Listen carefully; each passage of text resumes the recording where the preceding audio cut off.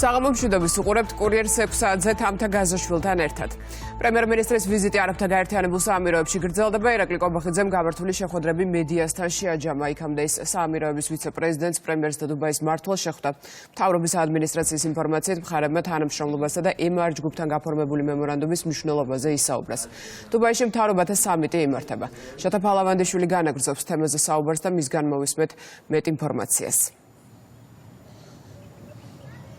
გლობალურ მთავრობათა სამიტზე პრემიერ-მინისტრის მონაწილეობა და შეხვედრები დღეს საკმაოდ დატვირთული აღმოჩნდა. რამდენიმე საათის წინ პრემიერი შეხვდა აბუ-დაბის პორტების ჯგუფის მენეჯმენტს, რომელიც ერთ-ერთი მსხვილი ინვესტორია, მათ შორის თბილისის მშრალი პორტის მშენებლობის საკითხში, რომელიც 2025 წელს უნდა გაიხსნას. პრემიერმა ყველა შეხვედრის დროს განსაკუთრებული აქცენტი გააკეთა საქართველოს მიმზიდველ საინვესტიციო გარემოზე, გარდა ამისა სერვისების ხელმისაწვდომობაზე და შვიდ პოლიტიკურ გარემოზე, რომელიც ხელსაყრელია ნებისმიერი ბიზნესისთვის გასავითარებლად.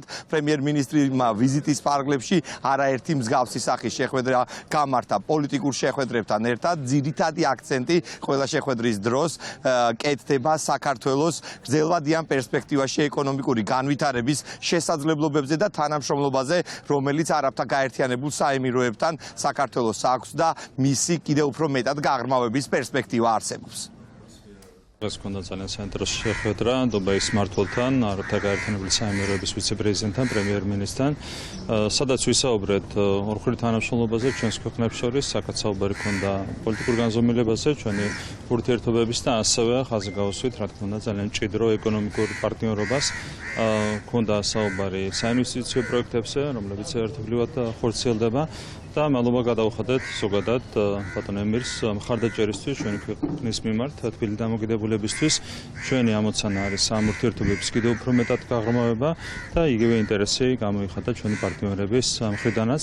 ასევე დღეს ვიყავით ჩასული აბუ-დაბი პორტში, სადაც ჰქონდა საინტერესო შეხვედრა, გავიცანით პორტის მუშაობას, გვაქვს აქაც ერთობლივი ძალიან მნიშვნელოვანი პროექტი, რომელიც ხორციელდება და ასევე სხვა მიმართულებითაც არსებობს ინვესტიციის ინტერესი ქვეყანაში, ჩვენს ქვეყანაში ოპერირების ინტერესი და აქაც გამოთქვით სრული მზადყოფნა იმისათვის, რომ მაქსიმალურად გავაღრმავოთ თანამშრომლობა.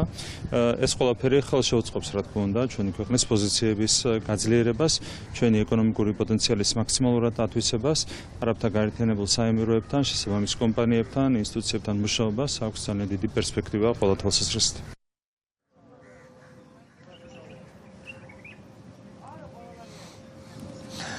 დღეს შეხვედრები ჰქონდათ მინისტრთა კაბინეტის წარმომადგენლებსაც, როგორც მოგეხსენებათ, პრემიერი საკმაოდ წარმომადგენლობითი დელეგაციით იმყოფება დუბაიში. იუსტიციისა და ეკონომიკის მინისტრებმა საკუთარ კოლეგებთან გამართეს შეხვედრები, ამავდროულად გააფორმეს გარკვეული თანამშრომლობის მემორანდუმებიც, მათ შორის ციფრული ტექნოლოგიებისა და სერვისების განვითარების კუთხით. ამავდროულად ეკონომიკის მინისტრმა კიდევ ერთხელ ხაზი გაუსვა საქართველოს მიმზიდველ საინვესტიციო და იმ შესაძლებლობებს, რომელსაც საქართველოსა და არაბთა გაერთიანებული საემიროების მჭიდრო პარტნიორობა აჩენს. დღეს ჩვენ ვეწვიეთ აბუ-დაბი პორტის ჯგუფს, რომელიც ერთ-ერთი მსხვილი ლოგისტიკური მოთამაშეა არა მხოლოდ რეგიონში, არამედ გლობალურადაც. საქართველოში კომპანიას უკვე აქვს დაწყებული ინვესტიციების განხორციელება, მაგრამ ჩვენი დღის წესრიგი ალბათ გულისხმობს უფრო ფართო თანამშრომლობას ლოგისტიკის სხვადასხვა მიმართულებით. კომპანიას აქვს ძალიან დიდი გამოცდილება როგორც საკონტეინერო მიმართულებით, ისე ზოგადად ეგრეთ წოდებული ნაყარი ტვირთების, თხევადი ტვირთების გადაზიდვის მიმართულებით, ასევე ლოგისტიკური ოპერაციების მიმართულებით და ვფიქრობ, რომ აი ეს მულტიფუნქციურობა, რაც კომპანიას ახასიათებს, ჩვენთვის ძალიან საინტერესო გამოცდილების გაზიარების კუთხით. ჩვენთვის არაბთა გაერთიანებულ საამიროებთან თანამშრომლობა მნიშვნელოვანია და აუცილებელია ეკონომიკური თვალსაზრისით, ტექნოლოგიური თვალსაზრისით. ჩვენ მქონდა საინტერესო შეხვედრები, მაღალი რანგის შეხვედრები მქონდა საქართველოს პრემიერ-მინისტრს და იცით, რომ ჩვენი მთავრობის მთავარი პრიორიტეტი მშვიდობიან განვითარებასთან ერთად ჩვენი ქვეყნის არის ეკონომიკური განვითარება. ამიტომ ჩვენი ამოცანა ეკონომიკის სტიმულირებისა და ამ თვალსაზრისით შემდგომი საკითხების გაუმჯობესების თვალსაზრისით გქონდეს მჭიდრო თანამშრომლობა არაბთა გაერთიანებულ საამიროებთან. გლობალურ მთავრობათა სამიტი არაბთა გაერთიანებულ საემიროებში ყოველწლიურად იმართება და მასში ათასობით სტუმარი იღებს მონაწილეობას. წელს ფორუმი 11-13 თებერვალს იმართება და მასში მონაწილეობას 140-ზე მეტი ქვეყნის წარმომადგენელი, პოლიტიკური წრეების წარმომადგენლები, მთავრობის მეთაურები და ბიზნეს სექტორის წევრები იღებენ. დუბაიდან პირდაპირ ეთერში საუბრობდა შოთა ფალავანდიშვილი. ირაკლი კობახიძემ დუბაიში ევროკავშირთან ურთიერთობებზეც ისაუბრა. პრემიერ-მინისტრს კითხვა ჩინურმა მედიამ დაუსვა. მისი განცხადებით ქვეყანა მზად არის მოლაპარაკებებისთვის, გადაწყვეტილება კი ბრიუსელზე არის დამოკიდებული. საქართველოში ძალიან სტაბილური სიტუაცია გვაქვს. ქვეყანა იზრდება ეკონომიკურად და ბევრი სხვა მიმართულებითაც. ჩვენ ურყევად მივყვებით ქვეყნის განვითარების გზას. ახლა ამ გადაწყვეტილების მიღება დამოკიდებულია ევროკავშირზე. ჩვენ მზად ვართ ამისთვის. ამავე დროს ჩვენ მტკიცედ მივყვებით ქვეყნის განვითარების და რეფორმების გატარების გზას. ასე რომ ქვეყანა კიდევ უფრო დიდ პროგრესს მიაღწევს. ჩვენ ძალიან მკაფიოდ განვაცხადეთ, რომ თუ ევროკავშირი მიიღებს ამ გადაწყვეტილებას, ჩვენ მზად ვართ ამისთვის. ევროკავშირთან ურთიერთობების გაუმჯობესება შედის ჩვენს ინტერესებში. მოდით დაველოდოთ და ვნახოთ, რა მიდგომას აირჩევს ევროკავშირი. ევროპარლამენტი ხვალ საქართველოს შესახებ რეზოლუციას კენჩუყრის. დოკუმენტის საბოლოო ვერსია ჯერ შეჯერებული არ არის, წარდგენილი არაერთი პროექტის სხვადასხვა ჯგუფის ავტორობით. ერთობლივი ტექსტი სავარაუდოდ ხვალ შეთანხმდება. წინასწარ კი ცნობილია, რომ შინაარსი კრიტიკულია, სამუშაო ვერსიებში საუბარია სანქციებზე, არჩევნებსა და დაკავებულთა გათავისუფლებაზე. კენჭისყრამდე თემა პოლიტიკური დისკუსიის საგანია თბილისში. ქართული ოცნება ამ შემთხვევაშიც აცხადებს, რომ ევროპარლამენტის რეზოლუციებს სამართლებრივი ძალა არ გააჩნია. მნიშვნელოვან პოლიტიკურ განაცხადზე საუბრობს ოპოზიცია. ლიკა ალელიშვილი გაცნობთ შეფასებებს. ლიკა პირდაპირ ეთერში ხარ. წინ კომენტარი გააკეთა ამ საკითხთან დაკავშირებით საქართველოს პრემიერ-მინისტრმაც, როგორც მთავრობის მეთაური აცხადებს ევროპარლამენტის რეზოლუციას საქართველოს ხელისუფლებისთვის აქვს ჩალისფასი მისი უსამართლო ბუნებიდან და შინაარსიდან გამომდინარე. ამასთან ერთად ირაკლი კობახიძემ თქვა, რომ ევროპარლამენტმა საქართველოს შესახებ 5 რეზოლუცია მიიღო და 5-ვე მათგანი იყო არასერიოზული. დღემდე 5 რეზოლუცია დაამტკიცა საქართველოს შესახებ ევროპარლამენტმა და 5-ვე იყო ერთმანეთზე არასერიოზული და ეს არის მორიგი მე-6 არასერიოზული პროექტი, რომელიც დაინიცირდა ევროპარლამენტში. რა თქმა უნდა, ამ პროექტს ისე როგორც წინა რეზოლუციებს აქვს აბსოლუტურად არაფრის ფასი, ჩალისფასი. ჩვენთვის გამომდინარე იქიდან, რომ ეს რეზოლუციები არ ასახავს იმ რეალობას, რომელიც არის შექმნილი ჩვენს ქვეყანაში. რეალობა არის ის, რომ საქართველოში ქვეყანა იმართება დემოკრატიულად, ოპოზიცია არის თავისი არსით ანტიდემოკრატიული, თუმცა თქვენ ხედავთ, რომ ევროპარლამენტის რეზოლუციებში აისახება ხოლმე მხარდაჭერა რადიკალური ოპოზიციის მიმართ, რადიკალიზმის მიმართ და იმ ყველაფრის მიმართ, რაც დღეს ასე მკაფიოდ აკრიტიკებს ამერიკის შეერთებული შტატების ახალი ადმინისტრაცია. ამ ყველაფრის გათვალისწინებით ჩვენთვის ევროპარლამენტის რეზოლუციას არ აქვს არაფრის ფასი თავისი უსამართლო ბუნებიდან და შინაარსიდან გამომდინარე. შეფასებები გაკეთდა საქართველოში ოპოზიციის მხრიდანაც. ერთიანობა ნაციონალური მოძრაობის თავმჯდომარემ არ დამალა და ღიად თქვა დღეს ისიც, რომ მრავალი კვირის განმავლობაში ისინი სხვადასხვა პოლიტიკურ ჯგუფებთან ევროპაში თანამშრომლობდნენ, რომ მსგავსი რეზოლუცია დაინიცირებულიყო ევროპარლამენტში საქართველოს ხელისუფლების წინააღმდეგ. ოპოზიციის კიდევ ერთი ნაწილი ამბობს, რომ მათ აქვთ დიდი მოლოდინი ამ რეზოლუციიდან დაკავშირებით. ეს რეზოლუცია საუბრობს იმაზე, რომ ყველანაირი ფინანსური დახმარება, რომელიც მიემართებოდა იგივე ინფრასტრუქტურის პროექტებზე თუ სხვა უნდა გაუქმდეს. მათ შორის ეს რეზოლუცია ადგენს ძალიან ფართო პირთა წრეს, ვინც უნდა სანქცირებული იყოს ევროკავშირის მიერ. მე ვფიქრობ, რომ ამ რეზოლუციის საფუძველზე უკვე დაიწყება ახალი პოლიტიკის შემუშავება ევროკავშირის მხრიდან. ჯერ კიდევ მრავალი კვირის წინ დავიწყეთ მუშაობას პოლიტიკურ ჯგუფებთან აღნიშნულ რეზოლუციაზე იმ თვალსაზრისით, რომ მიგვეწოდებინა სრულყოფილი ინფორმაცია მათ შორის მოძალადეებზე, შესაძლო სასანქციო პირებზე და დარწმუნებული ვარ, რომ ეს რეზოლუცია ასახავს იმ საზოგადოებრივ მოთხოვნებს, რომელიც დღეს აერთიანებს ქართულ ხალხს. მართალ გუნდში კი დარწმუნებული არიან, რომ ამ რეზოლუციას არანაირი სამართლებრივი შედეგი არ მოყვება, ისევე როგორც არ მოყოლია წინა 5 რეზოლუციის შემთხვევაში. ამასთან ერთად სახელისუფლებო პარტიაში აცხადებენ იმასაც, რომ გარკვეული ევროპელი ბიუროკრატები ქართულ ოპოზიციას ეხმარებიან პოლიტიკური დღის წესრიგის შექმნაში საქართველოში. სანქციები ვერ იქნება შემაჩერებელი, როდესაც საქმე ეხება ქვეყნის ინტერესს, ამ ქვეყნის მომავალს, ვერანაირი სანქცია ვერ შეგვაჩერებს და არავის არ ეშინია სანქციები. ჩვენ ყოველთვის დავიცავთ ჩვენს ქვეყანას, ყოველთვის დავიცავთ ჩვენი ქვეყნის ინტერესებს. ეს კონკრეტული ბიუროკრატები, კორუმპირებული, გაბოროტებული ბიუროკრატები ყველაზე არ მაქვს საუბარი. უბრალოდ გაგიჟებულები არიან, რომ მათ განიცხადეს მარცხი, ისინი დამარცხდნენ საქართველოში, ჩვენი ქვეყნის მოსახლეობის უმრავლესობამ უთხრა ამ კორუმპირებულ ევროპულ ბიუროკრატიას არა და მიიღო შესაბამისი გადაწყვეტილება, მხარი დაუჭირა ქვეყანაში მშვიდობას, მხარი დაუჭირა იმას, რომ ქვეყანამ გააგრძელოს განვითარება, არ შეუერთდეს სანქციებს, ქვეყანაში არ გაჩაღდეს მეორე ფრონტი და არ მივიღოთ ის კატასტროფული მდგომარეობა, რაც დღეს უკრაინაში. ეს არ იქნება არც ბოლო და როგორც ჩანს გაგრძელდება არცეთი პოლიტიკა, თუმცა ისეთი შეუშედეგო იქნება ეს რეზოლუციები, როგორც იყო წინა 5 რეზოლუცია. ევროპარლამენტი არის პოლიტიკური ორგანო, ისინი სარგებლობენ და ითვალისწინებენ მხოლოდ საკუთარ ვიწრო პარტიულ ინტერესებს. ის პოლიტიკური ჯგუფები, რომლებიც არიან ევროპარლამენტში წარმოდგენილები, თუმცა იცით თქვენ, რომ ევროპარლამენტის გადაწყვეტილებები არ არის სავალდებულო გადაწყვეტილებები აღმასრულებელი ორგანოებისთვის, ამიტომ ვიზა ლიბერალიზაციის შეჩერებას მიუხედავად იმისა, რომ ეს ყველაზე ძალიან უნდა ქართულ ოპოზიციას და ყველაზე მეტად უნდათ, რომ დასაჯონ ქართული ხალხი იმის გამო, რომ მათ ვერ გაიმარჯვეს საქართველოს საარჩევნებში, ასეთ მოლოდინები ჩვენ არ გვაქვს, ჩვენ აქტიურად თანამშრომლობთ ჩვენ ევროპელ პარტნიორებთან და დარწმუნებული ვართ, რომ ის პოლიტიკა, რომელიც ჩვენ ავირჩიეთ, საბოლოო ჯამში ევროკავშირის წევრობამდე მიიყვანს ჩვენს ქვეყანას. ევროპარლამენტმა საქართველოს შესახებ მორიგ რეზოლუციაზე ხვალ უნდა იმსჯელოს, ჯერჯერობით საბოლოო ვერსია არ არის შემუშავებული, თუმცა სავარაუდოდ ხვალამდე უკვე პოლიტიკური ჯგუფები შეთანხმდებიან ერთიან შეჯერებულ ვერსიაზე. მადლობა ლიკა ალელიშვილი საუბრობდა პირდაპირ ეთერში. საქართველოს საგარეო საქმეთა მინისტრი ევროპარლამენტში დაგეგმილ კენჭისყრაზე აცხადებს, რომ ეს ოპოზიციისთვის გადაგდებული კიდევ ერთი მაშველი რგოლი იქნება მაკა ბოჭორიშვილის შეფასებით, რეზოლუციას მეტი დანიშნულება არ აქვს. ეს რეზოლუცია კიდევ ერთი დოკუმენტი იქნება ევროპარლამენტის მიერ მიღებული, რომელიც გამოიყენება ერთგვარად პოლიტიკური დღის წესრიგის შექმნის ინსტრუმენტად ოპოზიციისთვის. მეტი დანიშნულება ამ რეზოლუციას არ აქვს. ეს არის ევროპარლამენტის მხრიდან კიდევ ერთხელ გადაგდებული, ასე ვთქვათ, მაშველი ოპოზიციისთვის იმისათვის, რომ რაღაცაზე დაფუძნებით შექმნან დღის წესრიგი ქართულ მედია საშუალებებში.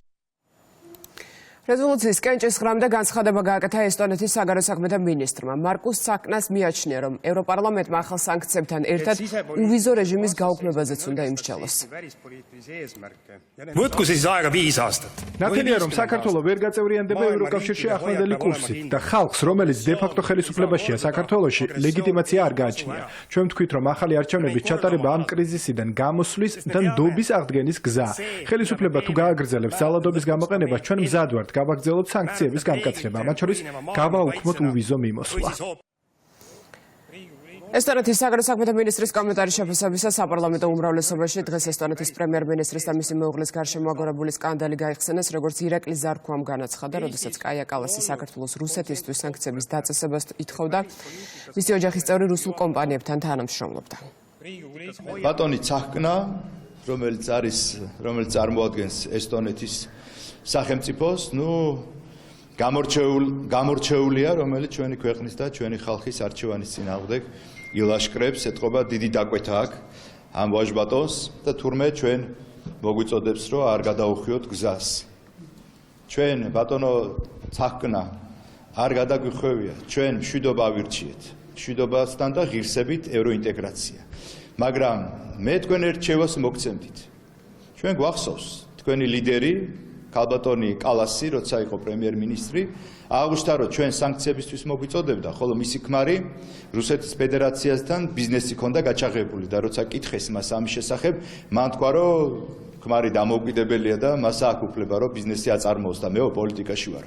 აი ამ ღირებულების და მორალის კაცი ხარ შენ და შენი დანარჩენი ლიდერებიც, ასე რომ არ გვაინტერესებს თქვენ რა სიტყვით. ჩვენ არც ის გვაინტერესებს, როგორ ფინანსდებით. არც ის გაგვიკვირდება იმ USAID-ის პროექტებში, დაფინანსებებში თქვენც აღმოჩნდეთ და თქვენი დანარჩენი კოლეგები თუ ლიდერები. ასე რომ კიდევ ერთხელ ჩვენ თავს მივხედავთ ღირსებით ევროინტეგრაციისთვის, ევროინტეგრაციისკენ. ხოლო თქვენ კიდე ცანკები და დანარჩენები კიდე კუბილიუსები, რომელიც გააქრეს საერთოდ აღარ ჩანს. მოგვიწოდებდა ეს ერთი პერიოდი, იმიტომ რომ დაფინანსებული იყო. ეხლა არ არის დაფინანსება, შესაბამისად უკვე აღარც ინტერესდებიან საქართველოს. ასე რომ ჩვენ მივხედავთ ჩვენს ქვეყანას ღირსებით, მშვიდობით ევროინტეგრაციისკენ. დონალდ ტრამპმა და ელონ მასკმა USAID ამჯერად ოვალური კაბინეტიდან გააკრიტიკა. შტატების პრეზიდენტმა განაცხადა, რომ სააგენტო არაკომპეტენტური და კორუმპირებულია. მან პრესკონფერენცია მთავრობის ეფექტურობის დეპარტამენტის ხელმძღვანელთან ერთად გამართა. მილიარდერ ელონ მასკს არაერთი კითხვა დაუსვეს. მან თქვა, რომ USAID ზოგიერთ ღირსეულ საქმეს აკეთებს, თუმცა ძალიან ბევრს აკეთებს იმისთვის, რომ არჩევნებზე გავლენა საეჭვო გზებით მოახდინოს. ამავე პრესკონფერენციაზე დონალდ ტრამპმა ფედერალური მოსამართლეები მისი აღმასრულებელი ბრძანებების დაბლოკვის გამო გააკრიტიკა. ქვეყნის გულისთვის იმ პასუხისგებელ პირებს, რომლებიც მე ანგარიშმაბარებენ, აქვთ უფლება გააკეთონ ის, რაც სწორია. კერძოდ დარწმუნდნენ, რომ ყველაფერი პატიოსნად, ლეგიტიმურად და კომპეტენტურად კეთდება, მაგრამ ჩვენ მხოლოდ USAID-ს ვუყურებთ. ეს ერთია. ჩვენ ასევე ვაპირებთ შევხედოთ სამხედროებს. ჩვენ მივხედავთ განათლებასაც. გაცილებით დიდი ტერიტორიებია, მაგრამ USAID ნამდვილად კორუმპირებული და არაკომპეტენტურია. მე ვერ წარმომიდგენია მოსამართლემ თქვას, კარგი, ეს შეიძლება იყოს კორუმპირებული, მაგრამ თქვენ უფლება არ გაქვთ. ჩვენ ბევრი თაღლითობა აღმოვაჩინეთ. ვფიქრობ, უკვე მივიღეთ მილიარდობით დოლარზე მეტი, სულ რაღაც ორ კვირაში და ეს ციფრები კიდევ უფრო გაიზრდება. ჩვენ სწრაფად მოძრაობთ, ამიტომ შეცდომებით შეიძლება დავუშვათ, მაგრამ ჩვენ მათ ასევე ძალიან სწრაფად გამოვასწორებთ. ვფიქრობ, USAID-ში ბევრი ღირსეული რამეა, მაგრამ მთლიანობაში თუ ვიტყვით, რას ვიღებთ იმის სანაცვლოდ, რასაც ვხარჯავთ, მე ვიტყოდი, რომ ეს არ იყო ძალიან კარგი. ძალიან ბევრი რამ, რასაც USAID აკეთებდა, გავლენას ახდენდა არჩევნებზე ისეთი გზებით, რაც ვფიქრობ, რომ საეჭვო იყო. USAID ჩართული იყო რევოლუციური პროცესების დაგეგმვასა და განხორციელებაში. ეს განცხადება კი საქართველოს პრემიერ-მინისტრს ეკუთვნის. ირაკლი კობახიძემ დონალდ ტრამპის მორიგი კომენტარი შეაფასა, თქვა, რომ შტატების ახალი ადმინისტრაციის პოზიციების გამო კმაყოფილებას გამოხატავენ. ჩვენ კიდევ ერთხელ უნდა გამოვხატოთ ჩვენი კმაყოფილება იმით, რომ ამერიკის შეერთებული შტატების ახალი ადმინისტრაცია საუბრობს იმ ყველაფერზე, რაზეც ჩვენ საუბრობდით მთელი გასული 3-4 წლის განმავლობაში. რა თქმა უნდა, საქართველოშიც USAID პირდაპირ იყო უხეშად ჩართული პოლიტიკურ პროცესებში, უშუალოდ საარჩევნო პროცესებში, უფრო მეტი ჩართული იყო რევოლუციური პროცესების დაგეგმვაში და განხორციელებაში. ამის კონკრეტული მტკიცებულებები არსებობს, მათ შორის ვიდეო მტკიცებულებები, გახსოვთ იგივე კანვასის ტრენინგის სხვადასხვა აქტივობა. რა თქმა უნდა, ეს ყველაფერი არის უკიდურესად მიუღებელი და ძალიან კარგია, რომ დღეს ამ ყველაფერზე ალაპარაკდა უკვე ამერიკის შეერთებული შტატების ახალი ადმინისტრაცია, რომელიც პირდაპირ ადასტურებენ, რომ USAID-დან სხვადასხვა ქვეყანაში და მათ შორის რა თქმა უნდა საქართველო იმართებოდა არასწორი პროცესები, ეს იყო რადიკალური რევოლუციური პროცესები, ეს ყველაფერი უკავშირდებოდა საარჩევნო პროცესებში ჩარევას. იმედია, რომ ამას ერთხელ და სამუდამოდ დაესმება წერტილი. ის პროცესები, რაც მანამდე არსებითად იმართებოდა ამერიკული დაფინანსებით, დღეს უკვე იმართება მეტწილად ევროპული დაფინანსებით. ამასაც ჭირდება, რა თქმა უნდა, ყურადღების მიქცევა. არ შეიძლება ვინმე ევროპული სტრუქტურებიდან მხარი დაუჭიროს და აფინანსოს რევოლუციურ პროცესებს. რა თქმა უნდა, ჩვენ ამასაც უნდა დავუპირისპირდეთ, ჩვენ ღრმად უნდა შევისწავლოთ, მათ შორის EID-ის, ეგრეთ წოდებული ევროპის განვითარების დემოკრატიის ფონდის საქმიანობა. ქართული ეთნობისთვის შტატების პრეზიდენტის განცხადებები ამყარებს მათ არგუმენტებს, როგორც მართულ გუნდში აცხადებენ. ახლა უკვე თავად ვაშინგტონი ლაპარაკობს იმაზე, რომ USAID-ის თანხები არამიზნობრივად და სხვა ქვეყნების შიდა საქმეებში ჩასარავად იხარჯებოდა. თემაზე საუბრისას ოპოზიცია ქართულ ოცნებას დეზინფორმაციაში ადანაშაულებს. ხელისუფლების ოპონენტ პარტიებში აქცენტს აკეთებენ იმ ფინანსებზე, რომელიც გამოიყოფოდა მთავრობისთვის, რათა მოსახლეობისთვის საჭირო პროექტები შეესრულებინა. USAID ამ ქვეყანაში ძალიან სერიოზულ მხარდაჭერას აძლევდა სხვადასხვა პერიოდში ქართულ ოცნებას იმისთვის, რომ მას გაანახორციელებინა პროექტები, რომელიც ქართულ ხალხს სჭირდება. მე ძალიან მკაფიოდ ვფიქრობ, რომ ნამდვილად მოსაკითხი არის ქართულმა ოცნებამ რაში გაფლანგა იმ მასშტაბის მხარდაჭერა, რომელსაც USAID-ისგან იღებდა. თვითონ ამ დაფინანსების წყარო სახელმწიფოს ლიდერები აცხადებენ, რომ ეს თანხები გამოიყენებოდა არამიზნობრივად, ამერიკის ინტერესებს არ ემსახურებოდა, ქვეყნის შიდა საქმეებში ჩარევისთვის იყო განკუთვნილი და გამომდინარე აქედან, რა თქმა უნდა, დღეს სწორედ აი ამ მავნე პრაქტიკის აღმოფხვრა მიმდინარეობს თვითონ ამერიკის შეერთებული შტატების მხრიდან. ამაზე ჩვენ უკვე წლებია ვსაუბრობდით და ძალიან კარგია თუ USAID ან ნებისმიერი სხვა ქვეყნის დახმარება მოხმარდება იმ ქვეყნის საუკეთესო ინტერესებს და არა იმ ქვეყანაში პოლიტიკური დესტრუქციისა და რევოლუციების მოწყობას.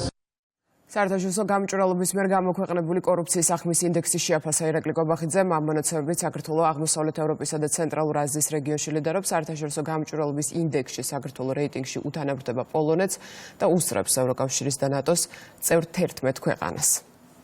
რაც შეეხება კორუფციის კიდევ უფრო მეტად შემცირებას, ეს არის ჩვენი ერთ-ერთი ეროვნული ამოცანა, ჩვენი სტრატეგიული ამოცანა, რაზეც მე არაერთხელ მისაუბრია, მათ შორის პარლამენტის ხდომათა დარბაზში და არა მარტო მისაუბრია, ამისთვის ძალიან ბევრი რამ გაკეთდა, მათ შორის ამ ერთი წლის განმავლობაში, გასული წლის თებერვლიდან დღემდე კონკრეტული ნაბიჯები გადაიდგა, კონკრეტული ზომები იქნა მიღებული იმისათვის, რომ შემცირებულიყო ქვეყანაში კორუფციის დონე და კორუფციასთან დაკავშირებული რისკები. შესაბამისად, სწორი მიმართულებით მივდივართ და ჩვენი ამბიციური ამოცანა საბოლოოდ მოწინავე ქვეყნებს შორის, თუნდაც სოფლიო ქვეყნების სამეულში დავიკავოთ ადგილი კორუფციის სიმცირის თვალსაზრისით, სადაც არის პოლიტიკური ნება, იქ შედეგი არის მიღწევადი და არჩენი არის, რა თქმა უნდა, სამუშაო პროცესი. საბოტაჟისა და მტრულ საქმიანობაში დახმარების საქმეზე პროკურატურა გამოძიებას განაგრძობს. 3 საათია უწყების კითხვებს ნეიტრალური საქართველოს კიდევ ერთი წევრი პასუხობს. პროკურატურაში ნანა კაკაბაძის და ვატო შაქარიშვილის შემდეგ ლევან ნიკოლეიშვილი დაიბარეს. საქმე სწორედ ნეიტრალური საქართველოს საჩურის საფუძველზე აღიძრა. მოძრაობა პროკურატურისგან ოპოზიციის საქმიანობის შესწავლას ითხოვს. ჩვენ მოვიტანეთ არის ის, რაც იქნება საყრდენი იმისათვის, რომ პროკურატურამ აწარმოოს გამოძიება. და ჩვენ გვაქვს რამოდენიმე მოზე საუბარი, თუმცა კიდევ ერთხელ ხაზი მინდა გავუსვა იმას, რომ გამოძიების პროცესში შეიძლება მუხლების რაოდენობა გაიზარდოს და ასევე გაიზარდოს და გაფართოვდეს, თქვათ, იმ ადამიანების წრე, რომლებიც ჩვენ მიგვაჩნია, რომ არიან ეჭვმიტანილები გარკვეული ქმედებების განხორციელებაში. ამას ყველაფერს დაადგენს გამოძიება.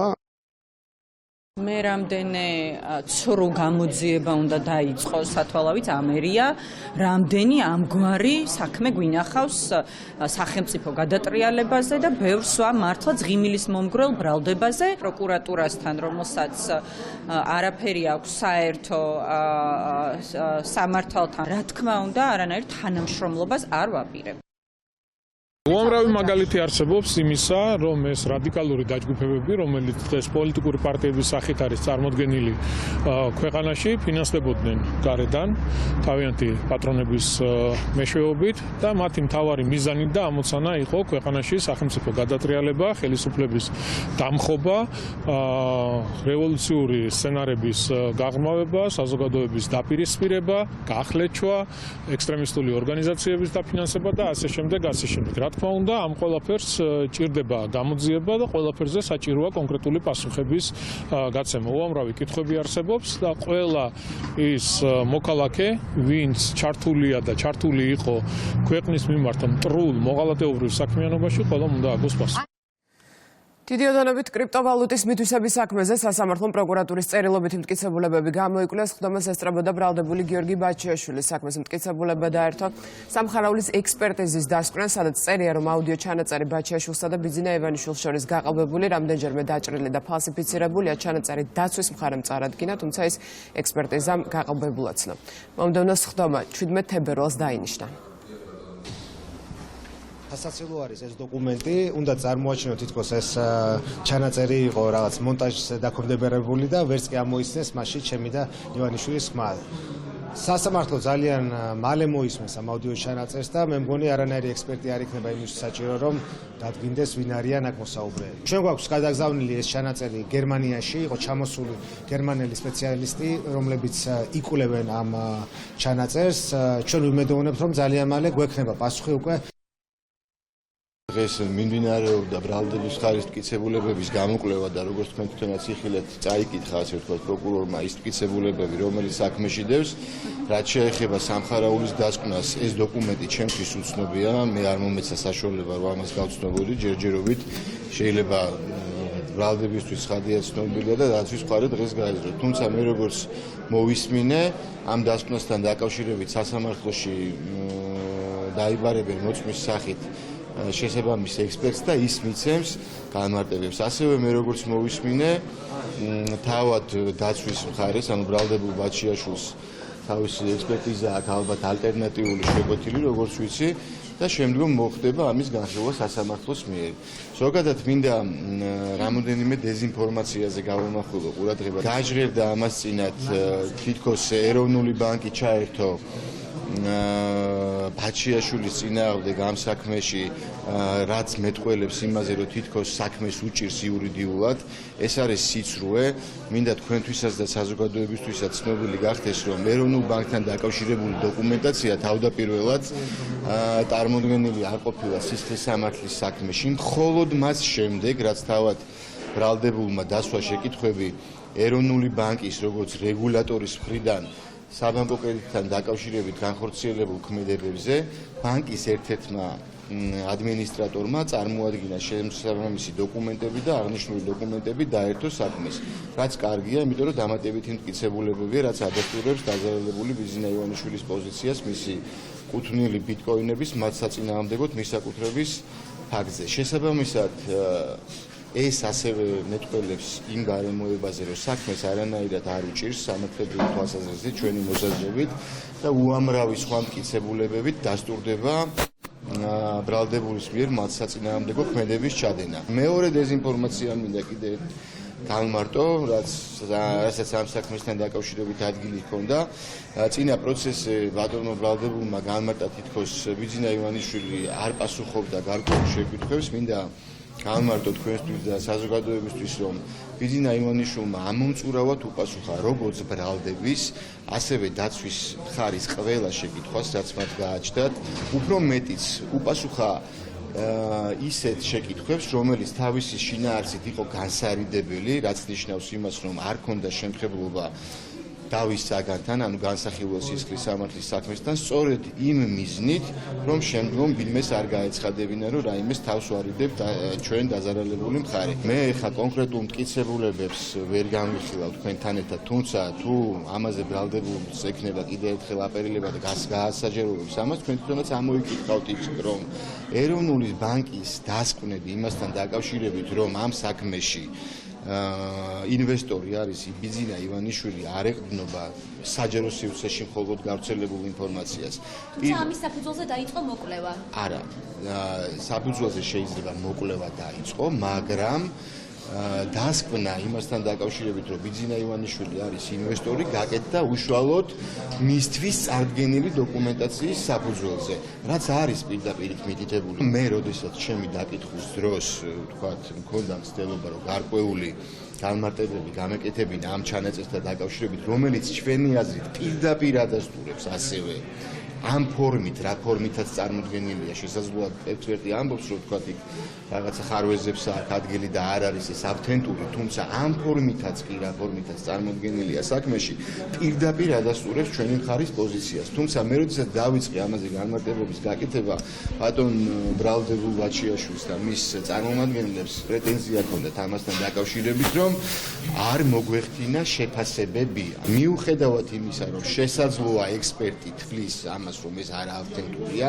ამ ფორმითაც კი, რა ფორმითაც წარმოდგენილია ეს ჩანაწერი, პირდაპირ ადასტურებს დაზარალებული მხარის, ანუ ბიძინა ივანიშვილის პოზიციას. პირდაპირ. რომ ბატონ ბაჩიაშვილს კრედიტი არ აუღია და მას კრედიტს არავინ არ აძლევდა. აი ამას ადასტურებს. შინაარსში ნუ შემიყვანთ იქიდან გამომდინარე, რომ ამასთან დაკავშირებით პრეტენზია ჰქონდათ. მე არ ვარ ექსპერტი და მე ვერ მოგცემთ ხმასთან და იქ ავთენტურობასთან დაკავშირებით განმარტებას. ამას აკეთებენ ექსპერტები და ნახავთ თქვენ თვითონაც. მათ შორის ბაჩიაშვილის აპირებს ალბათ ამაზე ექსპერტიზის გაკეთებას. ბაჩიაშვილის განმარტებები მე არ მინახავს, ჯერ გავეცნობი და თუ ჩვენი მხარი საჭიროდ ჩათვლის, რომ ამაზე თავის პოზიცია დააფიქსიროს, დავაფიქსირებთ მას შემდგომ, რაც გავეცნობით პოზიციას. სლომაზე გამოკვლეული იქნა აბსოლუტურად ყველა წერილობითი მტკიცებულება და ელექტრონული ინფორმაცია, რაც ამ სისხლსამართლის საქმეზე არსებობს, რის საბოლოო დეტალურ სამართლებრივ შეფასებას ბუნებრივია დასკვნილ სიტყვაში წარმოადგენენ. ეს დოკუმენტაცია ძალიან მნიშვნელოვანი არის და პირდაპირ, ასე ვთქვათ, ადასტურებს ასახად ბრალდებულის არაკეთილ ინიციირებას, სხვადასხვა პოზიციებს, ურთიერთსაწინააღმდეგო პოზიციას. არსებითი მნიშვნელობის მქონე საკითხებთან დაკავშირებით, რაც მას ოფიციალურ ურთიერთობაში აქვს დაფიქსირებული წერილობითი ფორმით და და რაც საბოლოო ჯამში მის დამნაშავეობას ძალსახად ადასტურებს. რაც შეეხება ექსპერტიზის დასკვნას, ბუნებრივია ეს დასკვნა წარმოდგენილი იქნა, მაგრამ დასკვნამ ძალიან მარტივად, ასე ვთქვათ, დაეფუძნა ეს დასკვნა როგორც არსებულ საკუთარ მასალას, ასევე გამოყენებული იქნა უმთავრესად, რა თქმა უნდა, როგორც წესი არის პროგრამული უზრუნველყოფა და ძალიან მარტივად დადგინდა შემდეგი რამ, რომ ეს ასე ვთქვათ, ჩანაწერი არ არის ავთენტური და მასზე ძალიან ბევრი მონტაჟის კვალი დგინდება. თბილისის საქალაქო სასამართლომ გიგი უგულავას სამართალ დამრღვევაცნო გზის გადაკეტვის ეპიზოდზე მოსამართლე მის ადმინისტრაციული წესით 5,000 ლარი დააჯარიმა. დღესვე დაიწყო აქციების დროს პოლიციელის მისამართით მოლოტოვის კოქტეილის სროლაში ბრალდებულ ანრი კვარაცხელიას საქმის განხილვა. ადვოკატის მტკიცებით ბრალის დამადასტურებელი მტკიცებულებების საქმეში არ არსებობს. პროკურორი კი ამბობს, რომ მოლოტოვის კოქტეილის სროლა დასტურდება ვიდეო ჩანაწერები და მოწმეების ჩვენებით. სისხლის სამართლის საქმეში მხოლოდ მიკერძოებული და არაობიექტური ჰაბიტოსკოპიური ექსპერტიზის გარდა არც ერთი სხვა მტკიცებულება არ არსებობს. არ არის არც ერთი პირის ჩვენება, რომელიც მიუთითებს იმაზე, რომ პირი, ვინც მოლოტოვის კოქტეილის სროლა არის ანზორ კვარაცხელია, არც ერთი პირის მიმართ არ არის ჩატარებული ამოცნობა, არც ერთის არ ყავს ამოცნობილი ანზორ კვარაცხელია. არაერთი მტკიცებულებაა წარმოდგენილი, მათ შორის შემსწრე მოწმეების ჩვენებები, რომლებიც მიუთითებენ, რომ ანზორ კვარაცხელია მისვლა მოლოტოვის კოქტეილი, ასევე წარმოდგენილია ვიდეო ჩანაწერი, სადაც პირდაპირ ჩანს თუ როგორ ისვრის ანზორ კვარაცხელია მოლოტოვის კოქტეილს და როგორ ფეთქდება იგი პოლიციის თანამშრომლობის ფეხებთან. სიამაღლებელი ჯანმრთელობასთან დაკავშირებით კიდევ ერთხელ ისაუბრა ვივამედის კლინიკურმა დირექტორმა ზურაბ ხაიძის განმარტებით პაციენტს აქვს ყველა ის დამახასიათებელი სიმპტომები, რაც ხანგრძლივ შიმშილობას უკავშირდება და გადაადგილება მისთვის მარტივი არ არის. მისივე თქმით 30-დღიანი შიმშილობის შემდეგ გართულების ყოველდღიური რისკია. კლინიკის გუნდის რეკომენდაციამ სიამაღლებელი დარჩეს ექიმების მონიტორინგის ქვეშ და შეწყვიტოს შიმშილობა. მას აქვს ყველა ის დამახასიათებელი სიმპტომი, რაც უკავშირდება ამ ხანგრძლივ შიმშილობას. არ არის მისთვის მარტივი, თუმცა ცდილობს გადაადგილდეს და უფრო აქტიური იყოს და იმოძრაოს. ყოველი დღე შემდგომი, განსაკუთრებით 30 დღის შემდგომ, ეს არის ძალიან დიდი რისკი სხვადასხვა ორგანოების ფუნქციის მოშლის. ის აბსოლუტურად ადეკვატურად აღიქვავს ამ მოსალოდნელ გართულებებს და დათანხმდა, რომ მონიტორინგის პროცესი გაგრძელდეს კლინიკის პირობებში. პრეზიდენტმა წმინდა საღდრის დესპანთან საქართველოში აკრედიტებული დიპლომატიური კორპუსის დუაიენთან გაცნობიტი შეხვედრა გამართა ადმინისტრაციის ცნობით მიხეილ ყაველაშვილმა და არქიეპისკოპოსმა ანტე იოზიჩმა განეხილეს ურთიერთობების საქართველოსა და ვატიკანს შორის იმშალეს თანამშრომლობის გაღრმავებაზე. კახაკალაძის თქმით, ანდრეი შევჩენკო დღეს ჭირის უფალია და მასთან პოლემიკაში შესვლა კატეგორიულად მიუღებელია. ამ კომენტარით გამოეხმაურა დედაქალაქის მერი უკრაინის ფეხბურთის ფედერაციის პრეზიდენტის განცხადებას. შევჩენკომ თქვა, რომ არ ურთიერთობს კახაკალაძესთან და ის მისთვის არ არსებობს. დღეს უკრაინა არის განსაცდელში, სისხლისგან ისვლება და შევჩენკოს რაც შეეხება, პირდაპირ შემიძლია ვთქვა, რომ დღეს არის ის ჭირის უფალი. შესაბამისად, მე როგორც ქართველ კაცს, ქართველ ადამიანს, ჩემი კულტურიდან, ტრადიციებიდან გამომდინარე, შევიდე პოლემიკაში ჭირის უფალთან, ეს კატეგორიულად მიუღებელია, ან რაიმე განმარტებები ვაკეთო აღნიშნულთან დაკავშირებით. მე ძალიან დიდი იმედი მაქვს, რომ მალე დამთავრდება ის საშინელება უკრაინაში და უკრაინელი ხალხი შეძლებს გაანალიზებას იმისა, თუ რა მოხდა და ჭრილობების მოშუშებას. მშვიდობას უსურვებ უკრაინელ ხალხს. თბილისის მერია ტრანსპლანტაციის პროგრამის ფარგლებში ღვიძლის და ძვლის ტვინის გადანერგვის დაფინანსებას განაგრძობს. თემის შესახებ კახაკალაძემ დედაქალაქის მთავრობის ხდომაზე ისაუბრა. მისი განმარტებით 2018 წლიდან დღემდე საქართველოში ღვიძლის გადანერგვის 50 შემთხვევა დაფიქსირდა. ოპერაცია სრულად ფინანსდება და ერთი მოქალაქისთვის 120,000 ლარი გამოიყოფა. თბილისის მერია ერთი პაციენტის დასაფინანსებლად 10,000-დან 235,000 ლარამდე გამოყოფს. 2024 წელს ჩვენ 101 შემთხვევა დავაფინანსეთ, რისთვისაც საქართველოსა და უცხოეთის კლინიკებში დაახლოებით 7,5 მილიონი ლარი დაიხარჯა.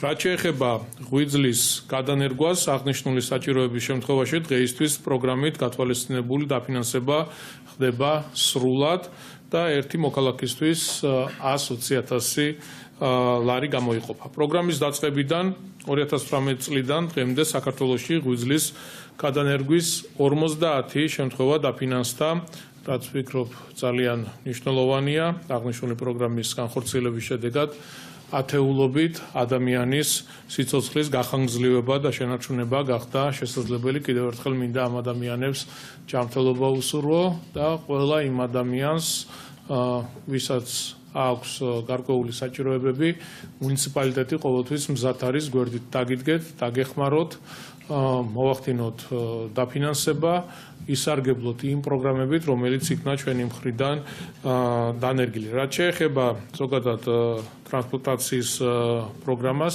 2025 წლის ბიუჯეტში 10 მილიონ ლარამდე არის განსაზღვრული. 4 ქართულმა კლინიკამ საერთაშორისო აკრედიტაცია მოიპოვა ინფექციური პათოლოგიის და შიცის, ტუბერკულოზის და ფილტვის დაავადებათა ცენტრებს, ასევე რუხის და ბათუმის რესპუბლიკურ საავადმყოფოებს საერთაშორისო სტანდარტების დამადასტურებელი სერტიფიკატები გადასცეს. მიხელ სარჯველაძე აკრედიტაციის საერთაშორისო კომპანიის დირექტორი შეხვდა. ეს იყო მეტად მძიმე, მეტად რთული, მაგრამ იმავდროულად მეტად საპასუხისმგებლო პროცესი, რომელიც საბედნიეროდ საკმაოდ წარმატებულად დასრულდა საქართველოში, რის შედეგადაც ჩვენ გვაქვს დაწესებულებები, კლინიკური დაწესებულებები, კლინიკები, რომელიც თავიდან ბოლომდე შეიძლება ითქვას, რომ თანამედროვე მათ შორის ევროპული სტანდარტების თავსებადი არის. ამ პროცესში იყო ჩართული პრაქტიკულად აქტიურად ყველა ის საერთაშორისო მააკრედიტებელი დაწესებულება, რომელიც გამოირჩევა ძალიან მაღალი სტანდარტების მქონით ამ თვალსაზრისით. ძალიან მოხარულები ვართ, რომ ამ შეხვედრის საშუალება მოგვეცა. ვივსჯელეთ იმ პროცესებსა და შედეგებზე, რაც დაფიქსირდა აკრედიტაციის პროცესში. ასევე მოხარულები ვართ, რომ საქართველომ გამოთქვა ინიციატივა და 2023 წელს შეიქმნა კანონი კლინიკების საერთაშორისო აკრედიტაციის ვალდებულების მიმართულებით. კომპანია KTQ-ს აუდიტის 70-ზე მეტ კლინიკას სტუმრობდა და რა თქმა უნდა, მათ შორის იყვნენ სახელმწიფო კლინიკებიც, რომლებმაც საკმაოდ წარმატებით გაიარეს აკრედიტაციის პროცესი. ვფიქრობთ, რომ ჩვენი შეფასებებითა და ტრენინგებით საკმაოდ დიდი დახმარება გავუწიეთ კლინიკებს აკრედიტაციის პროცესში, რათა მათ უკეთ მოახერხონ მოსახლეობისთვის ხარისხიანი ჯანდაცვის სერვისების მიწოდება. ენერგოომბუდსმენი მოუწოდებს მოქალაქეებს მიმართონ უწყებას, თუ მათთან გაზის მიწოდება ჯერ კიდევ არ აღუდგენიათ. მომხმარებელთა ინტერესების საზოგადოებრივი დამცველის მოვალეობის შემსრულებელი აცხადებს, რომ ინფორმაცია უნდა შეიცავდეს მის სამართს და საკონტაქტო მონაცემებს. კომპანია ამბობს, რომ თუ რაიმე კორპუსი არის დარჩენილი, ან კორპუსში სადარბაზოებია შეიძლება დარჩენილი, ეს არის გამოწვეული იმით, რომ აღნიშნული კორპუსში ვერ მოხერხდა აღდგენითი სამუშაოების ჩატარება, არსებული, ასე ვთქვათ, წნევის ვარდნის ან იქ არსებული გარების მდგომარეობიდან გამომდინარე და სრულად ამიტომაც არ მოხდა აღდგენა. თუმცა ჩვენ ამას ყველას ინდივიდუალურად შევისწავლით და ნახავთ, რატომ მოხდა, რომ ვერ მოხდა თუნდაც დღემდე ასე ვთქვათ, ავარიის მასშტაბებიდან გამომდინარეც მესმის, რომ საკმაოდ რთული ვითარება, მაგრამ ვერ დასრულდა სამუშაო პროცესები და აღდგენითი პროცესები. ჩვენი ინფორმაციით დღის ბოლომდე 11 საათამდე კომპანიამ მოგცა, ესე ვთქვათ, გააკეთა განმარტება ასევე სატელეფონო შეტყობინებიდან და საუბრებიდან, ბევრი საუბრიდან გამომდინარეც, ამბობს, რომ დღეს უკვე უნდა დასრულდეს სრულად აღდგენა. შეტყობინებებიდან გამომდინარე ვერ ვიტყვი, რომ შესაძლებელია სრულად დასრულდეს პროცესი. შესაძლებელია დასრულდეს, აი თვითონ უბნების მიხედვით, მაგრამ ალბათ ცალკეულ კორპუსებთან მიმართებაში მაინც გვაქვს, ესე ვთქვათ, პრობლემები, რაც ალბათ არის, ესე ვთქვათ, კომპანიის მოუმზადებლობისა და ესეთი დიდი მასშტაბებისთვის ნამდვილად არ იყვნენ მზად. ეს არის კურიერი 6 საათზე რეკლამის შემდეგ კვლავ პირდაპირ ეთერში ვართ. უკრაინაში საბრძოლო მოქმედებები გრძელდება, სარაკეტო თავდასხმას ერთი ადამიანი ემსხვერპლა კიევში, დაჭრილია 4, მათ შორისაც 9 წლის ბავშვი. იერიშები იყო 4 რაიონის მიმართულებით. მიმდინარეობს სახანძრო და სამშობლო ოპერაცია. განადგურებულია კორპუსები, საცხოვრებელი სახლები, ოფისები და სხვა სამოქალაქო ინფრასტრუქტურა. დედაქალაქის დიდ ნაწილს არ მიეწოდება ელექტროენერგია.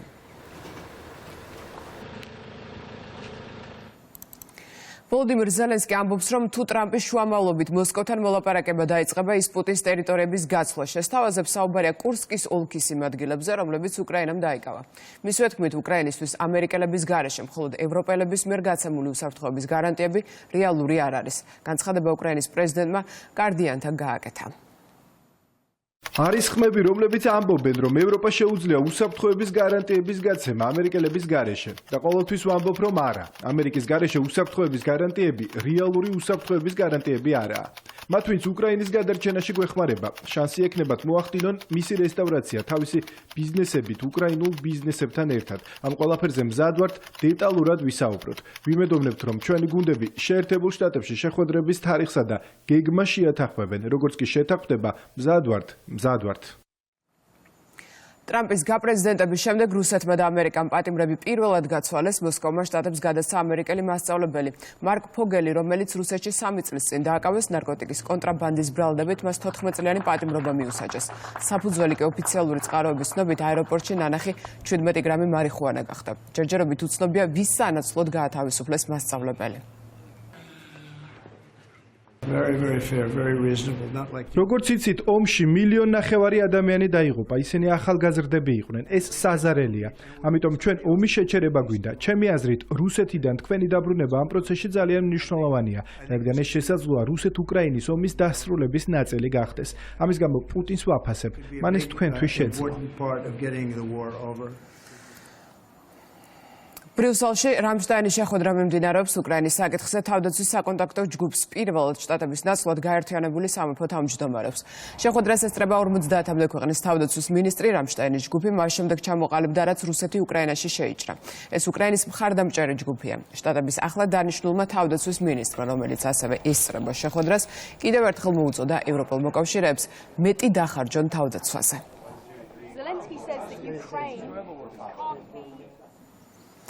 მალაიზიაში საქართველოს მოქალაქეებს საიმიგრაციო გამშვები პუნქტის გავლის გარეშე შესვლა შეუძლიათ. კუალა-ლუმპურის საერთაშორისო აეროპორტში გამარტივებული საპასპორტო კონტროლის პროცედურა ამოქმედდა. იმისთვის, რომ ტურისტებმა მალაიზიაში მაქსიმუმ 1 თვე უვიზოდ გაატარონ, ჩასვლამდე 72 საათის განმავლობაში ონლაინ აპლიკაცია უნდა შეავსონ. შკოდას მარკის 100 ახალი ავტომობილით განახლდა საპატრულო პოლიციის დეპარტამენტის ავტოპარკი. უწყების ცნობით მიზანი პატრულ ინსპექტორებისათვის სამუშაო პირობების გაუმჯობესება და დანაშაულის პრევენციის ხელშეწყობაა. ახალი მანქანები ვაჟა სირაძემ უწყების წარმომადგენლებთან ერთად დაათვალიერა. საპატრულო პოლიციის დეპარტამენტს გადმოეცა შკოდას ტიპის 100 ახალი ავტოსატრანსპორტო საშუალება, რომელიც გადაეცემა თბილისის საპატრულო პოლიციის მთავარ სამმართველოს, რაც მეტად ეფექტურს და კომფორტულს გახდის თითოეული თანამშრომლის მუშაობის პირობებს. შინაგან საქმეთა სამინისტრო კვლავ განაგზობს ინფრასტრუქტურისა და ავტოსატრანსპორტო საშუალებების განახლების პროცესს, როგორც რეგიონების მასშტაბით, ასევე თბილისის მასშტაბით. 5 მილიონიანი პროექტი დიდი ღომში დემეტრე თავდადებულის ქუჩაზე რეკრეაციულ სივრცეს აწყობენ. მერია სამუშაოებს 2 ჰექტარზე ასრულებს. ტერიტორია, სადაც ახლა გაწმენდითი სამუშაოები მიმდინარეობს, 2025 წლის ბოლოს რეკრეაციული ზონა გახდება. თანამედროვე სტანდარტებით მოწყობილი სივრცეები ყველა თაობისთვის იქნება გათვლილი.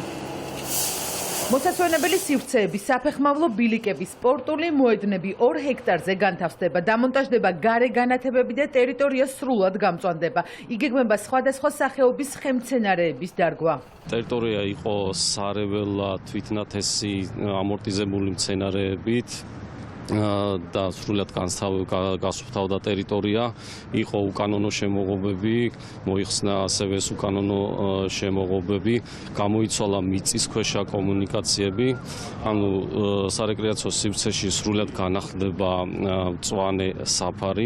პროექტის მიხედვით განახლდება მიწისქვეშა კომუნიკაციაც. ახალი რეკრეაციული ზონის მოწყობის სურვილით თბილისის მერიას მოსახლეობა მიმართა. ჩვენ არაერთხელ გქონდა მოსახლეობასთან შეხვედრა ამ საკითხთან მიმართებაში და ეს გადაწყვეტილება რომ გაშენდეს 2 ჰექტარზე რეკრეაციული სივრცე ერთობლივი გადაწყვეტილება და მერის პირდაპირი დავალება, ასევე გარშემო ტერიტორიაზე მოეწყობა და განახლდება საგზაო ინფრასტრუქტურა და სამუშაოების დასრულების შემდეგ ეს იქნება ერთ-ერთი ყველაზე ლამაზი და მოწესრიგებული ტერიტორია. დემეტრე თავდადებულის ქუჩაზე დღეს თბილისის მერი მივიდა და იქ მიმდინარე სამუშაოებს გაეცნო. კახიკალაძემ პროექტის მნიშვნელობაზე გაამახვილა ყურადღება და თქვა, რომ რეკრეაციული ზონები ეტაპობრივად სხვა უბნებშიც მოეწყობა. კიდევ ერთი რეკრეაციული პროექტის განხორციელება მიმდინარეობს. დაახლოებით 2 ჰექტარის სივრცის რეკრეაციული პროექტი განხორციელდება, რომელიც სიგრძეში კილომეტრამდე არის. მთლიანად იქნება აღნიშნული ტერიტორია მოწესრიგებული, ახალი ხელმძენარეები დაირგვება, მოეწყობა სასეირნო ბილიკი, რაზეც ამ წუთში მიმდინარეობს სამუშაოები. რა თქმა უნდა, ბავშვებისთვის გამოყოფილი იქნება სივრცეები, სადაც ატრაქციონები განთავსდება, იქნება სავარჯიშო მოედნები. გარდა ამისა, ძაღლებისთვის იქნება შესაბამისი დამოუკიდებელი სივრცე გამოყოფილი.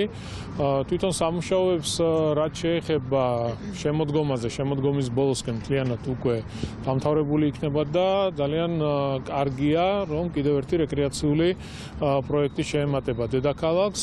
საბურთალოს რაიონის გამგეობა ასევე ტერიტორიის გვერდით არსებულ გზას, ავტომობილ გზას მთლიანად მოაწესრიგებს. იქნება ასევე საფეხმავლო ტროტუარები პროექტის სახით გაკეთებული და საერთო ჯამში ძალიან მაგარი სივრცე გამოვა.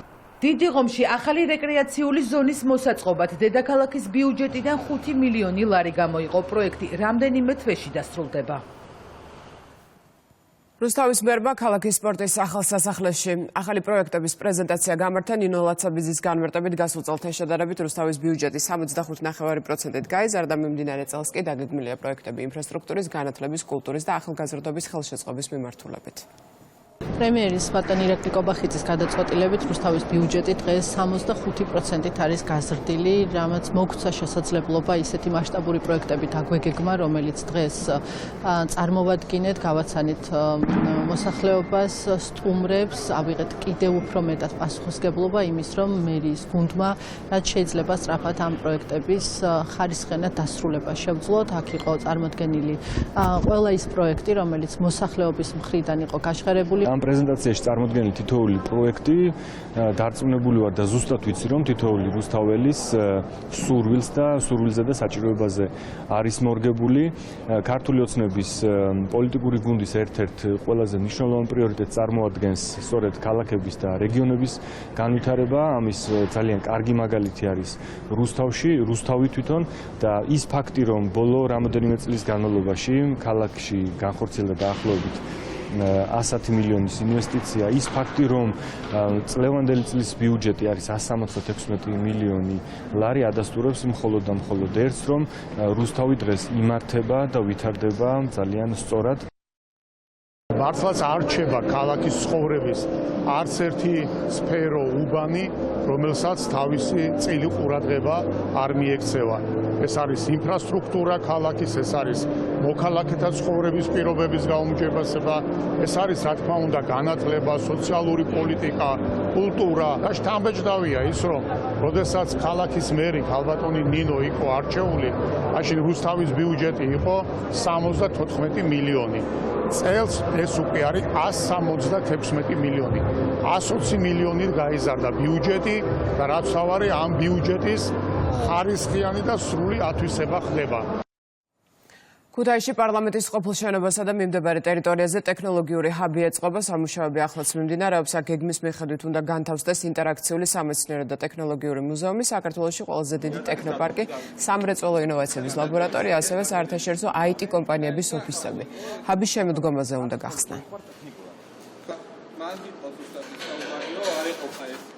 პროექტი ითვალისწინებს ქუთაისში ყოფილი პარლამენტის შენობაში რეგიონული მნიშვნელობის ტექნოლოგიური ჰაბის განვითარებას. ერთის მხრივ საუბარი გვაქვს, რა თქმა უნდა, საგანმანათლებლო მიმართულებაზე. აქ იქნება განთავსებული საერთაშორისო IT და ტექნოლოგიური სკოლის ბავშვებისთვის, მინიმუმ 1000 ბავშვზე გათვლილი. ასევე იქნება უნიკალური რეგიონში სამეცნიერო და ტექნოლოგიური მუზეუმი, საქმპატენტის საერთაშორისო ტრენინგ ცენტრი და ასე შემდეგ. ამ ეტაპზე მიმდინარეობს სრული ინფრასტრუქტურის სამუშაო პროცესი გარე ინფრასტრუქტურის მიმართულებით. უკვე კეთილმოეწყო შენობის ერთი შემოსასვლელი და ამ ეტაპზე მიმდინარეობს მეორე შემოსასვლელის მოპირკეთება. გარდა ამისა, შენობის ინტერიერის სრული დიზაინი მიმდინარეობს და უახლოეს თვეებში სარემონტო სამუშაოები დაიწყება ასევე შენობის შიდა ტერიტორიაზე. აჭარის მთავრობის თავმჯდომარე ქობულეთში მიმდინარე პროექტებს გაიცნო ოფიციალური ინფორმაციით დაბა ჩაქვში კულტურული მემკვიდრეობის ძეგლს ლაო ჯინჯაოს მუზეუმს აახლებენ. ფიჭვნარში ახალი ზღვისპირა პარკი ეწყობა. სოფელ გვარაში კი საბავშვო ბაღის მშენებლობა მიმდინარეობს. შენობა 105 აღსაზრდელზეა გათვლილი. განსაკუთრებით მნიშვნელოვანია ქობულეთის განვითარებისთვის ახალი ბულვარის გაგრძელება, მისი მშენებლობა და წელს ქობულეთს დაემატება 1 კილომეტრზე მეტი ახალი სანაპირო ზოლი, რომელიც მოწყობილი იქნება ყველა შესაბამისი ინფრასტრუქტურით და იქნება თანამედროვე დასვენების ადგილი, როგორც ქობულეთლებისთვის, ასევე რა თქმა უნდა, სტუმრებისთვის. აქტიურად მიმდინარეობს ქობულეთში ინფრასტრუქტურული სამუშაოები.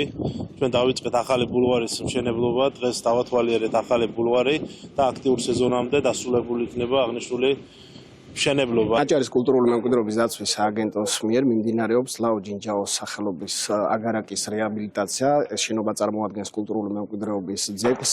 მასში განთავსდება ქართული ჩაის სამუზეუმო სივრცე. 12 თებერვალი ნოდარ ქუმარიტაშვილის გარდაცვალების დღეა ტრაგიკულად დაღუპული ცნობილი ქართველი სპორტსმენი. ვანკუვერში 2010 წლის ზამთრის ოლიმპიურ თამაშებზე უბედურ შემთხვევას ემცხვარპლა. ნოდარ ქუმარიტაშვილი დღეს მის მეოჯახის წევრებმა, საქართველოს და ევროპის ოლიმპიური კომიტეტის წევრებმა, ასევე სპორტსმენებმა გაიხსენეს. დღეს ტრაგიკული დღეა არა მარტო საქართველოსთვის, ზოგადად ოლიმპიური მოძრაობისთვის. 15 წლის წინ ოლიმპიურ თამაშებზე ვანკუვერში დატრიალდა ეს ტრაგედია და რა თქმა ბუნებრივია ევროპის ოლიმპიური კომიტეტების პრეზიდენტმა მისი ინიციატივით, ბუნებრივია ჩვენის ჩართულობით, როგორც ეროვნული ოლიმპიური კომიტეტის, ისე საორგანიზაციო კომიტეტის, დღეს მოვედით მისი სულის უკდავსაყოფად და განსაკუთრებული დაფასება ეს ევროპის ოლიმპიური კომიტეტების მხრიდან, მათ შექმნეს სპეციალური ჯილდო საუკეთესო ახალგაზრდა ბიჭი და გოგონა სპორტსმენისთვის და გადაეცემა დახურვის ცერემონიალზე ამ საუკეთესო სპორტსმენებს ნოდარის სახელით, ასე ვთქვათ რა, მისი სულის უკდავსაყოფად. და ეს მე მგონი ძალიან მნიშვნელოვანია და კიდევ ერთხელ მინდა მიუსამძიმრო ოჯახს ეს დიდი ტრაგედია და მიუსამძიმრო ზოგადად ოლიმპიურ მოძრაობას. ჩემ ოჯახისთვის, ნოდარისთვის არ არის წლები გასული. ჩემ გულში ისე ცოცხალია ნოდარი და რა ვიცი. დიდი მადლობა ყოველთვის მოდიან ნოდარის გარდაცვალების დღეს დაწყებული მთავრობიდან, ოლიმპიურიდან, კომიტეტიდან და მოიგონებენ ნოდარის სულს. ძალიან მნიშვნელოვანია ჩვენთვის ის თანადგომა, რასაც ამდენი წლის შემდეგ კიდევ გამოხატავს, ვგრძნობთ ამ თანადგომას ქართველებისგან, არა მარტო ქართველებისგან და ძალიან მნიშვნელოვანია ჩვენთვის ეს ფაქტი. არა მარტო 12 თებერვალს, არა მარტო მის დაბადების დღეზე ყოველთვის ახსოვთ ნოდარის სახელი. საერთაშორისო მასშტაბით და ყოველთვის გრძნობს ნოდარის ოჯახი ამ ყურადღებას და ჩვენთვის ეს ძალიან მნიშვნელოვანია. გრძელდება ევროპის ახალგაზრდული ოლიმპიური ფესტივალი. 4 ლამურეების შემდეგ ფესტივალზე საქართველოს სახელით ფიგურული მოციგურავე ინგა გურგენიძე გამოდის. მან 58 ქულა დაიმსახურა ქართველი ათლეტი პირველობისთვის ბათუმის ყინულის მოედანზე იბრძვის. საქართველოს სახელით ოლიმპიადაზე სულ 8 სპორტსმენი ასპარეზობს. ჯამში ფესტივალში 45 ქვეყნის 1000-მდე ათლეტი მონაწილეობს. უნდა აღნიშნოთ, რომ ერთ-ერთი სპორტსმენია, ვიზეც ჩვენ გვაქვს უთხრიან იმედები, რომ მოიპოვებს მედალს. რეიტინგით ერთ-ერთი საუკეთესოა, თავარ არის ნერო მარუნტყუნოც და იმედია, რომ გაართვეს თავს და ერთი медали მას გვექნება ჩვენ საქართველოს და აღжღერდება საქართველოს გიმნი. იმედს ვიტოვებთ, რომ ის თავის მაქსიმუმს გააკეთებს, შეუძლია მას იბრძოლოს მედლისთვის და ალბათ საკუთარი კედლებიც დაეხმარება ამ ამბავში და ინგა ბოლომდე დაიხარჯება და საქართველოს მოუტანს მედალს. დიდი იმედები გვაქვს ინგასი.